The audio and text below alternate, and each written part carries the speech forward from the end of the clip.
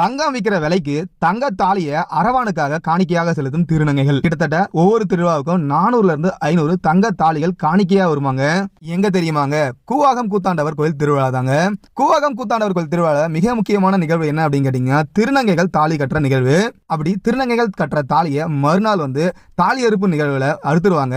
அந்த தாலியை என்ன பண்ணுவாங்க அப்படின்னு கேட்டீங்கன்னா, நிறைய திருநங்கைகள் அங்கேயே காணிக்கையாக கொடுத்துட்டு போயிடுவாங்க. திருநங்கைகள் முதன்முறையாக தாலி கட்டும் போது மஞ்சள்ல கட்டுவாங்க. 2வது ஆண்டு கட்டினாங்கன்னா வெள்ளியில கட்டுவாங்க. அதுவே 3வது ஆண்டு கட்டினாங்கன்னா தங்கத்துல தாலி கட்டுவாங்க. களபலி அப்படின்னு சொல்ற இடத்துல தான் இந்த தாலி அறுப்பு நிகழ்வு நடைபெறும். அங்க பக்கத்திலே பாத்தீங்கன்னா அதிகாரிகள் இருப்பாங்க.